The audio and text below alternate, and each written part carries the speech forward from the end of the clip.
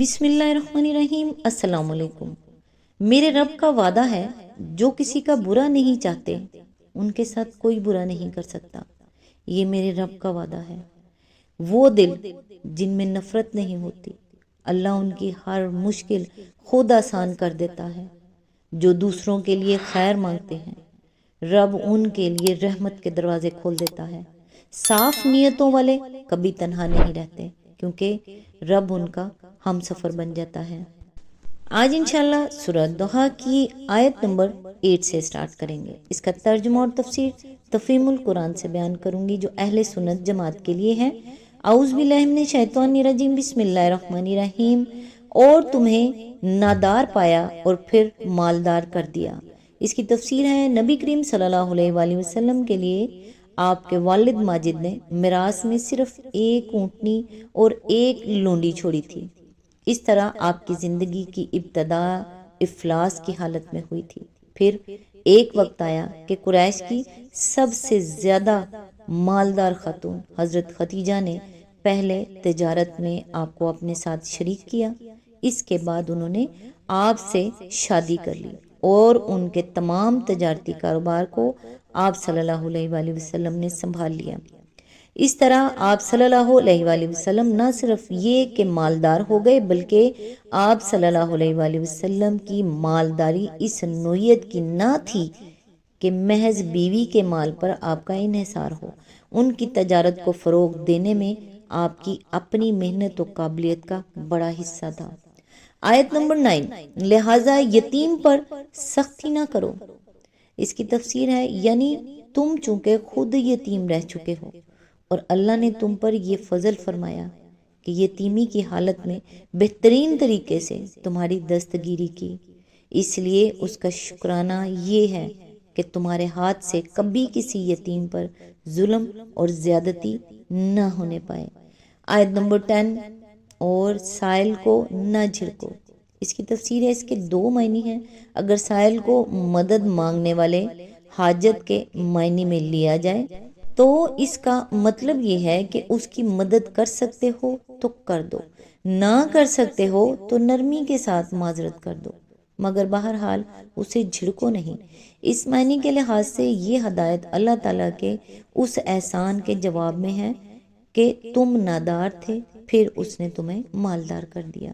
اور اگر سائل کو پوچھنے والے یعنی دین کا کوئی مسئلہ یا حکم دریافت کرنے والے کے معنی میں لیا جائے تو اس کا مطلب یہ ہے کہ ایسا شخص خواہ کیسا ہی جاہل اور اجڑ ہو اور بظاہر خواہ کتنی ہی نامعقول طریقے سے سوال کرے یا اپنے ذہن کی الجھن پیش کرے، بہرحال شفقت کے ساتھ اسے جواب دو اور علم کا زوم رکھنے والے بد مزاج لوگوں کی طرح اسے جھڑک کر دور نہ بھگا دو۔ اس معنی کے لحاظ سے یہ ارشاد اللہ تعالیٰ کے اس احسان کے جواب میں ہے کہ تم ناواقف راہ تھے، پھر اس نے تمہیں ہدایت بخشی۔ حضرت ابو درداء، حسن بصری، سفیان ثوری اور بعض دوسرے بزرگوں نے اسی دوسرے معنی کو ترجیح دی ہے، کیونکہ ترتیب کلام کے لحاظ سے یہ ارشاد وَوَجَدَكَ ضَالًّا فَہَدَىٰ کے جواب میں آتا ہے۔ آیت نمبر 11، اور اپنے رب کی نعمت کا اظہار کرو۔ اس کی تفسیر ہے، نعمت کا لفظ عام ہے، جس سے مراد وہ نعمتیں بھی ہیں جو اس سورت کے نزول کے وقت تک اللہ تعالیٰ نے اپنے رسول پاک صلی اللہ علیہ وآلہ وسلم کو عطا فرمائی تھی، اور وہ نعمتیں بھی جو بعد میں اس نے اپنے ان وعدوں کے مطابق آپ کو عطا کی جو اس صورت میں اس نے کیے تھے اور جن کو اس نے بدرجہ اتم پورا کیا۔ پھر حکم یہ ہے کہ اے نبی، ہر نعمت جو اللہ نے تم کو دی ہے اس کا ذکر اور اس کا اظہار کرو۔ اب یہ ظاہر بات ہے کہ نعمتوں کے ذکر و اظہار کی مختلف صورتیں ہو سکتی ہیں، اور ہر نعمت اپنی نوعیت کے لحاظ سے اظہار کی ایک خاص صورت چاہتی ہے۔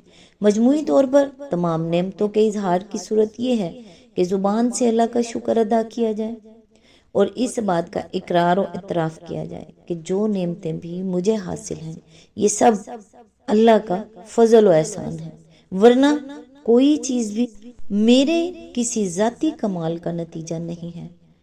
نعمت نبوت کا اظہار اس طریقے سے ہو سکتا ہے کہ دعوت و تبلیغ کا حق ادا کیا جائے۔